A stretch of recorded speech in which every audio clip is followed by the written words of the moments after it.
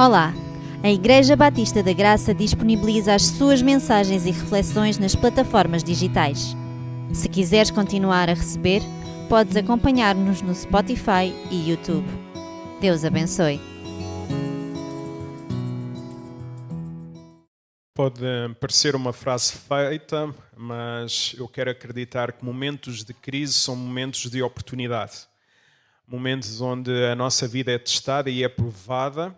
Às vezes nós caímos no lamento, mas eu quero acreditar que é uma oportunidade que Deus está a nos dar para nós podermos analisar a nossa vida, perceber às vezes até os nossos ídolos e perceber também quem nos sustenta afinal.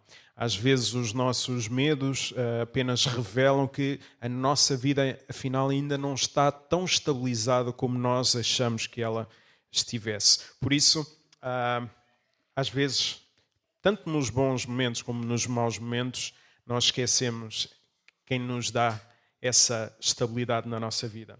O título da nossa mensagem: Quando Deus nos deixa de chegar. Vamos abrir as nossas Bíblias em Amós, capítulo 6, e perceber como podemos aplicar este texto à nossa vida perante a verdade do nosso bom Deus. Amós, capítulo 6. Onde os profetas menores não no sentido de menor importância, mas menores a nível de conteúdo, Amós capítulo 6. E para nós percebermos Amós 6, temos de perceber o que aconteceu 175 anos antes a este momento. Depois da morte de Salomão, o reino de Israel dividiu-se. Reino do norte ficou Israel, reino do sul ficou Judá. Amós vivia em Tecoa, no reino de Judá sul. Era um pastor e vivia longe da corte e longe também da elite religiosa. Foi este homem, no entanto, que Deus chamou para levar a sua palavra do reino do sul até ao reino do norte. Quando chegou ao reino do norte, encontrou um dos melhores momentos da história do reino do norte. O reinado de Jeroboão II tinha trazido estabilidade, tinha também trazido prosperidade e uma sensação de grande segurança para o povo. O futuro, aos olhos dos homens, prometia. Só que, enquanto o país prosperava, o coração do povo de Deus afastava-se cada vez mais do próprio Deus. A riqueza crescia, mas a injustiça multiplicava-se. Os poderosos exploravam os mais fracos e a religião continuava, mas já não faziam o que faziam pelo temor ao Senhor.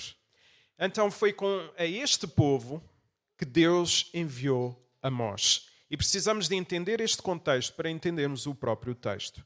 Por isso, a primeira palavra que Deus lhes dirigiu, aqui em Amós, capítulo 6, foi um ai. Por isso, quando Deus nos deixa de chegar, nós procuramos outra segurança. E é isso que nós vamos ver no versículo 1 até ao versículo 3. Vamos ler agora o versículo 1 e o versículo 2.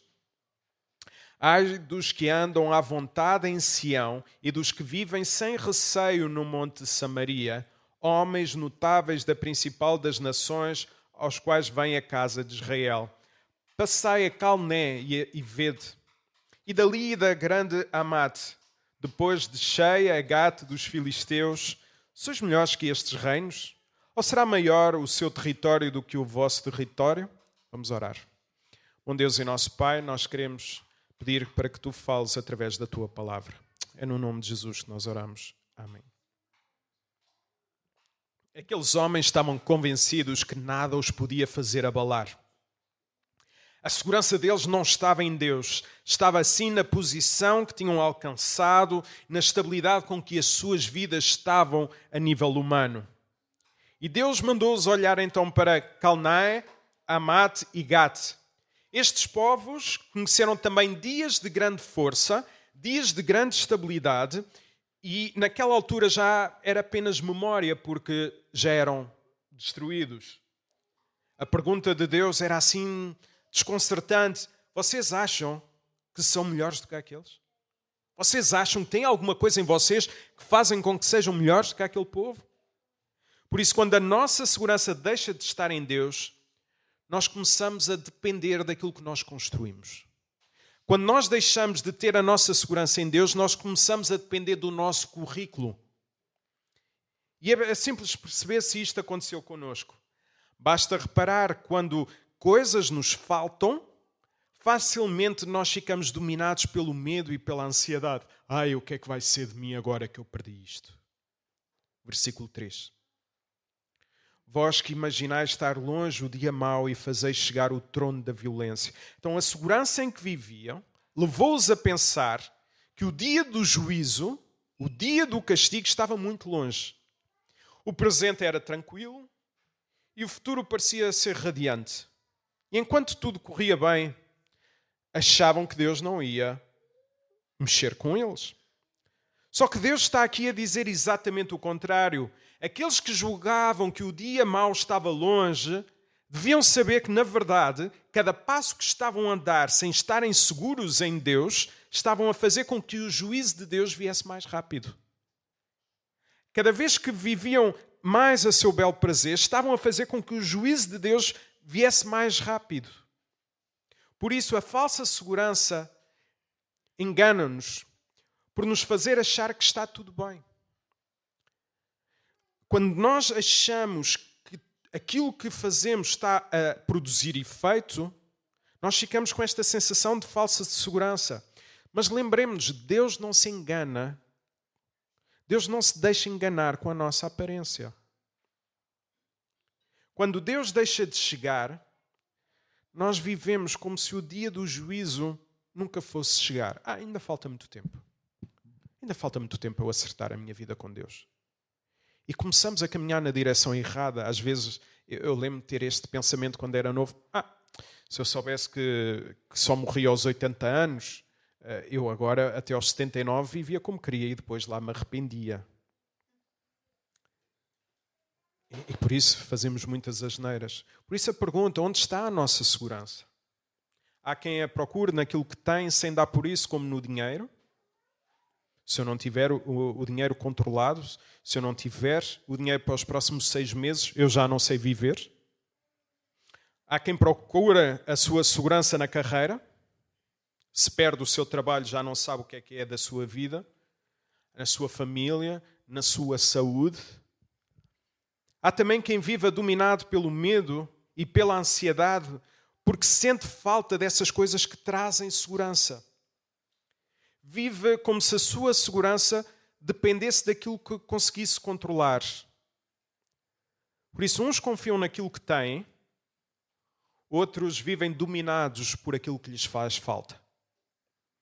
Em ambos os casos, deixam de confiar em Deus.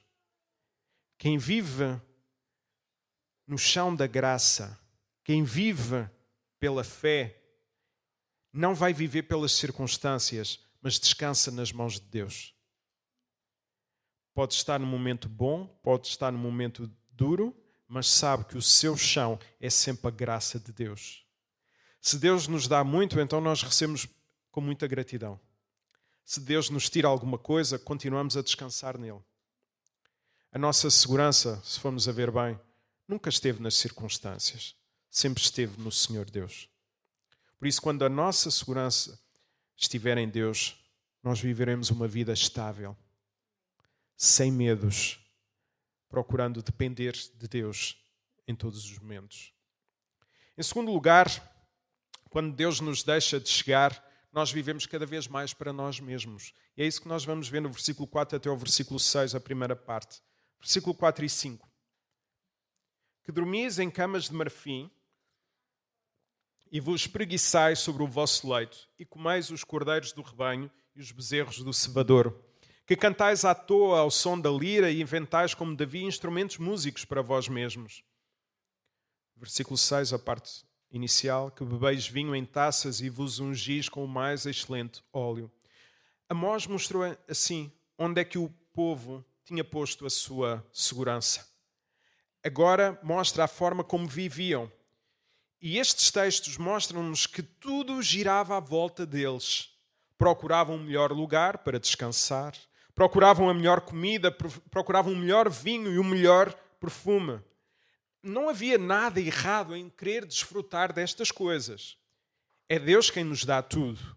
O problema é que essas coisas tinham ocupado o lugar de Deus. Viviam assim para satisfazer os seus próprios desejos. Até a música revelava isso. O versículo 5, reparem, diz que inventavam instrumentos como David. Só que David usava esses instrumentos para o louvor de Deus e eles usavam aquilo que era consagrado ao Senhor para se entreterem. Por isso, as escolhas que este povo fazia mostravam a quem eles amavam. Quando Deus deixa de chegar, nós colocamos outras coisas no seu lugar. Se formos olhar para as nossas vidas, vemos provavelmente acontecer o mesmo. É verdade que hoje, acho eu, que ninguém dorme em camas de marfim. Mas a tentação continua a ser a mesma. As nossas escolhas mostram quem ocupa o primeiro lugar do nosso coração.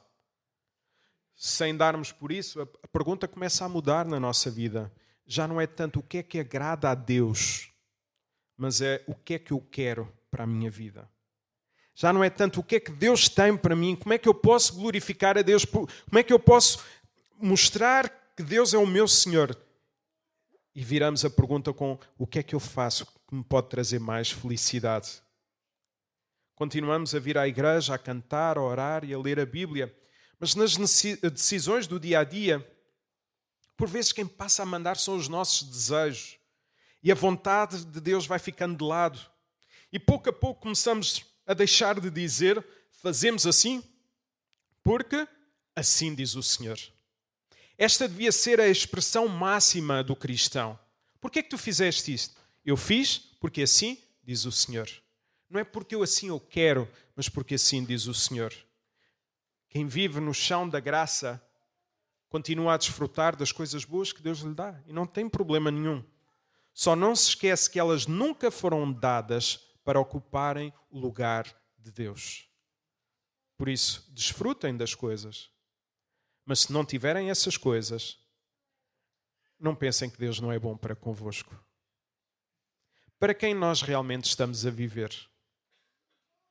Quando Deus deixa de chegar, nós também deixamos de sentir a dor dos outros. Vamos ver agora a parte final do versículo 6.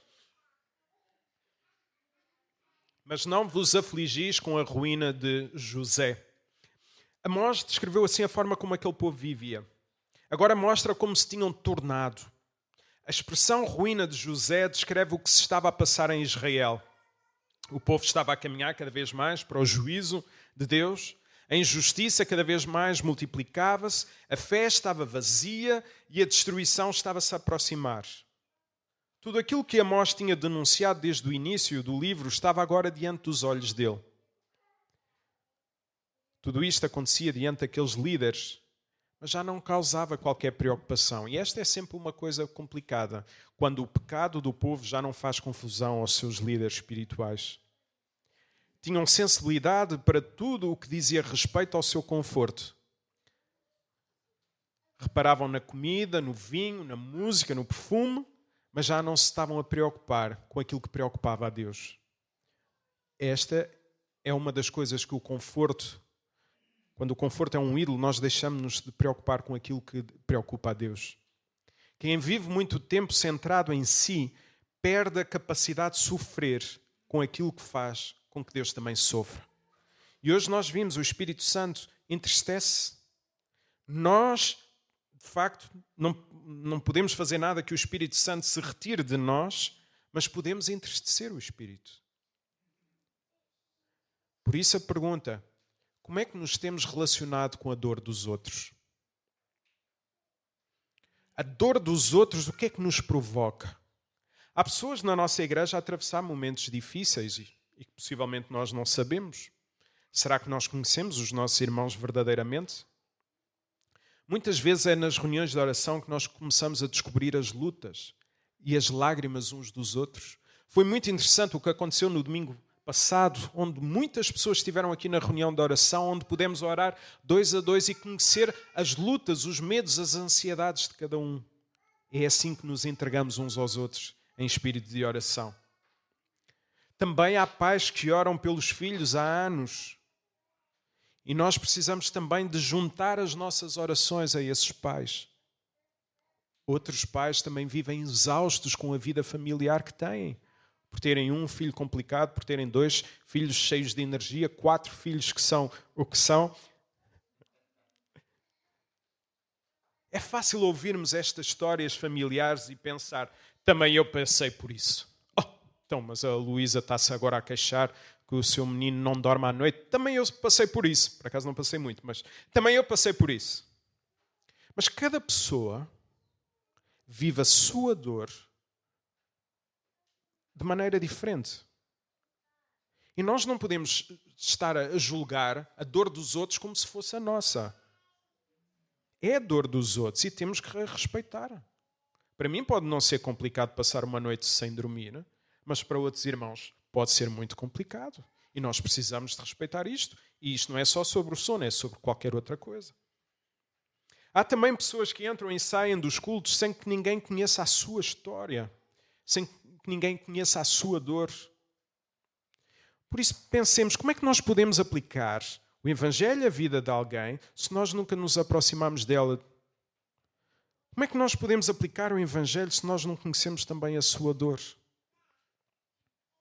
Também há familiares, colegas de trabalho e vizinhos que continuam sem Cristo. E não é em vão que muitas reuniões de condomínio são uma desgraça e que são berros do início até ao fim. As pessoas estão sem Cristo. Mas será que o nosso coração ainda se inquieta por saber que há pessoas que caminham sem a esperança, sem a nossa esperança que é Cristo? Paulo dizia na carta aos Romanos, capítulo 1, que se sentia devedor daqueles que não conheciam a Cristo. Nós ainda temos muita dívida para pagar. Afinal, desculpem a expressão, ainda somos uns caloteiros espirituais, porque não pagamos essa dívida de falar o Evangelho às pessoas que ainda não conhecem. E nós precisamos de falar de Cristo. E muitas vezes é no vale da sombra da morte que Deus nos ensina também a falar de Jesus e a cuidar de quem está a passar por esse mesmo vale da sombra da morte. Isto é, a dor que nós temos deve nos criar também empatia para com a dor dos outros. Por isso a pergunta de Amós continua a fazer sentido. Ainda sentes a ruína de José? Ainda sentes a ruína do teu irmão? Ainda sentes a dor do teu irmão, as lágrimas do teu irmão? Ou já andas tão ocupado com a tua vida que deixas de sofrer o sofrimento da outra pessoa? Quem vive assim no chão da graça, quem vive por meio da fé, aprende a sentir aquilo que faz com que Deus sofra. Em último lugar, quando nós achamos que Deus já não nos chega, nós vamos enfrentar o juízo de Deus. E é isso que vamos ver no versículo 7 até ao versículo 14. Versículo 7. Portanto, agora ireis em cativeiro entre os primeiros que foram levados cativos e cessarão as pândegas dos preguiçadores. A palavra, portanto, mostra que Deus está a tirar a conclusão de tudo o que Amós tinha dito antes. A falsa segurança, a indiferença para com o estado do povo não iriam ficar sem resposta. Há uma ironia neste versículo, não sei se viram esta ironia. Aqueles homens gostavam dos primeiros lugares e Deus está a dizer-lhes que eles vão estar, sim, no primeiro lugar, mas daqueles que vão para o castigo. Querem o primeiro lugar? Querem estar no primeiro lugar? Sim, então vocês são os primeiros a irem para o castigo. A vida que tinham construído para si chegava assim ao fim. Versículo 8 até ao versículo 11. Jurou o Senhor Deus por si mesmo. Jurou o Senhor Deus por si mesmo. O Senhor, Deus dos exércitos, e disse: abomino a soberba de Jacó e odeio os seus castelos. E abandonarei a cidade e tudo que nela há. Se numa casa ficarem 10 homens, esses também irão morrer. Se, porém, um parente chegado, o qual os há de queimar, toma os cadáveres para os levar fora da casa e diz ao que estiver no seu mais interior: haverá outro contigo? E este responder: não há. Então lhe dirá: cala-te, não menciones o nome do Senhor, pois eis que o Senhor ordena e será destroçada em ruínas a casa grande e pequena, feita em pedaços. Ao anunciar o exílio, Deus jura que vai mesmo acontecer. pior coisa que nós podemos achar é que o juízo de Deus, ele vem, mas está longe, está longe. Nós não sabemos o que nos pode acontecer a qualquer momento. Nós não sabemos aquilo que Deus pode fazer. E Deus jura aqui por si mesmo que não existe, porque Deus pode jurar por si mesmo que não existe ninguém maior do que Ele mesmo, por quem possa jurar. E a sua santidade é a garantia de que a sua palavra se irá cumprir. Então, Deus diz e jura por si mesmo que o juízo vai chegar. Ele acrescenta uma frase muito forte, reparem no texto: abomino a soberba de Jacó. E ao longo deste capítulo nós vimos essa soberba. Confiavam tanto naquilo que tinham construído. Viviam para si e já não se importavam com a ruína do povo. Se nós olharmos para a Bíblia, os grandes servos do Senhor nunca apresentam aquilo que fizeram. Dizem sempre: eu não sou nada. Deus usou-me, mas eu não sou nada. Eu não sou nada. Inclusive, Paulo, quando menciona o seu currículo, antes de ser salvo, ele depois disse: agora considera essas coisas como esterco. Esterco. E este povo confiava naquilo que tinha construído. E Deus diz que tudo isso lhe causa repulsa. Por isso vai entregar a cidade ao inimigo.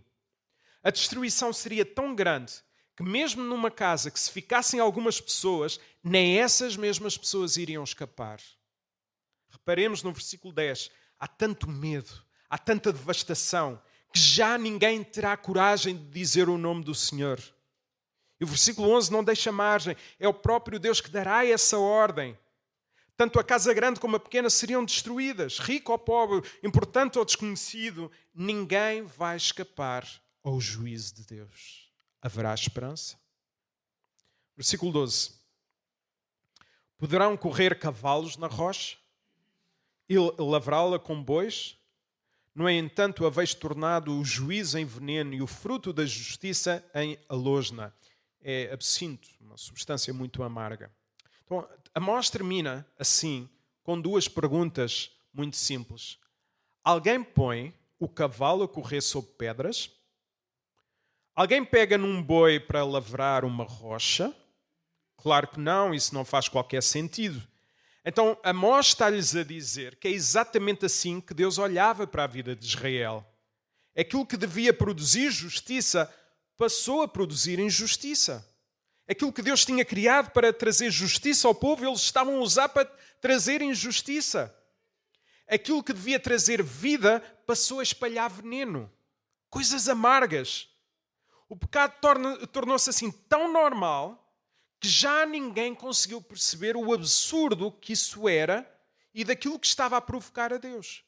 E este é um problema sério. Quando nós começamos a tratar o pecado por tu, quando começamos a ter intimidade com o pecado, nós de facto estamos a deixar-nos preocupar com aquilo que Deus tem para as nossas vidas. Quando alguém fica incomodado com o pecado que fez, eu alegro-me. Se a Adriana um dia chegar ao pé de mim: pastor, eu estou muito preocupada com aquilo que fiz, eu pequei. Amém. Pior é se um dia a Adriana não se preocupar com o pecado que cometeu. Aí é que é motivo de preocupação. Louvado seja o Senhor quando as pessoas se preocupam porque ofenderam a Deus. Pior é quando nós nos deixamos... é só um pecado. É só uma coisinha. Não. Todo o pecado, por maior ou menor que ele seja, é sempre uma ofensa ao nosso bom Deus. Versículo 13. Vós vos alegrais com Lodebar e dizeis: não é assim que, por nossas próprias forças, nos apoderamos de Carnaim? Mais uma vez, o problema continuava a ser o mesmo. Confiavam nas suas próprias conquistas. Eu já consegui, não vou eu conseguir no futuro. Falavam daquilo que tinham alcançado como se tudo fosse fruto da sua força. E tinham-se esquecido assim de que tudo o que tinham porque Deus lhes tinha dado. Quando Deus deixa de chegar, começamos a dar-nos crédito por aquilo que só Deus tem poder para trazer. Eu acho que sou bom, por isso isto aconteceu. Não, pela graça de Deus aconteceu o que aconteceu e usa-nos apesar de nós. E louvado seja o seu nome por isso. Versículo 14. Pois eis que levantarei sobre vós, ó casa de Israel, uma nação, diz o Senhor, Deus dos exércitos, a qual vos oprimirá, desde a entrada de Amate até ao ribeiro de Arabá. O capítulo termina da mesma forma que começou. Deus continua a ser Senhor. Foi Ele que levantou Israel. Agora é Ele que irá levantar uma nação para o julgar, porque ninguém tem poder para fugir ao seu governo. Amós deixa-nos uma pergunta séria. Será que nós também nos habituamos a viver de uma maneira que Deus nunca aprovou? Será que nos habituamos a viver de uma maneira que Deus nunca aprovou? Há pecados que de tanto os vermos à nossa volta já não nos incomodam. Há escolhas que nós fazemos porque todas as outras pessoas fazem. Quando questionamos alguém, mas nós dizemos assim, mas Deus não quer que eu seja feliz? Se nós percebemos isso nunca encontramos na Bíblia. O que nós encontramos na Bíblia é que sede santos porque eu sou santo. E é na santidade de Deus que nós encontraremos a maior felicidade para a nossa vida. Então, quando pensares numa decisão, mas Deus não quer a minha felicidade, não, Deus não está preocupado com isso. Como dizia o pastor Tiago Oliveira, numa das suas últimas pregações aqui na Igreja da Graça, Deus está-se nas tintas para isso. Deus quer a tua santidade. Deus escolheu-nos, Efésios 1, para sermos santos. E quando percebemos que Deus é santo e que enviou o seu Filho Jesus, nós seremos então pessoas realizadas em Jesus Cristo. E fazemos as escolhas mediante a santidade de Deus e não por aquilo que nos traz mais prazer. E em Jesus nós podemos cantar, sou feliz. Em Jesus, não nas circunstâncias. E o problema é que quando isso não acontece, acontece o que aconteceu com Israel. Deixaram de distinguir o bem e o mal. Chamaram normal aquilo que Deus chama de pecado. Então, ao longo deste capítulo, vimos homens que chegaram a um ponto que deixaram de confiar em Deus. Procuraram outra segurança. Procuraram viver para si. Deixaram de sentir a dor do povo e acabaram por enfrentar o juízo de Deus. As palavras de Amós não são apenas para aquele tempo. Eu acredito que Deus guardou estas palavras. Vamos a revelar o estado do nosso coração. Se nós formos honestos, vamos perceber que estes caminhos também são muitas vezes os caminhos que nós tomamos. Também nós sabemos o que é procurar segurança noutras coisas. A viver mais para nós do que para Deus. A deixar de sentir a dor de quem está ao nosso lado. Se a história terminasse aqui, nenhum de nós teria esperança. Mas foi por isso que Jesus veio. Jesus é o verdadeiro contraste de Israel. Israel procurou segurança naquilo que tinha. Cristo procurou segurança no Pai. Israel viveu para si. Cristo viveu para fazer a vontade daquele que o enviou. Israel deixou de sentir a dor do povo. Cristo nunca passou ao lado da dor do seu povo. Israel mereceu o juízo na cruz. Cristo levou sobre si o juízo que nos estava destinado. Quando chegamos então ao fim deste capítulo, percebemos que a nossa esperança deve estar em Jesus. Nele temos tudo, mesmo que as circunstâncias sejam duras. E um dos exemplos que o meu primo me tem dado é que no meio da sua dor ele tem sentido a segurança de estar em Jesus, mesmo não sabendo o dia de hoje, nem sabendo o dia da amanhã. Mas ele diz, eu quero-me agarrar a esta esperança que é Jesus. Por isso em Jesus já não precisamos de procurar noutras coisas. Quando estamos em Jesus já não precisamos procurar noutras coisas aquilo que Deus nos pode dar. Só Cristo continua suficiente quando tudo à nossa volta deixa de chegar. Jesus é a resposta a todas as coisas. Ou como havia no passado, e depois até chegámos a colocar, aqueles que a Tondela devem se lembrar, uns autocolantes nos carros que dizia Jesus é tudo o que você precisa. Não sei se recordam disso, mas de facto essa é a mensagem. Jesus é tudo aquilo que tu precisas. Deus nos abençoe.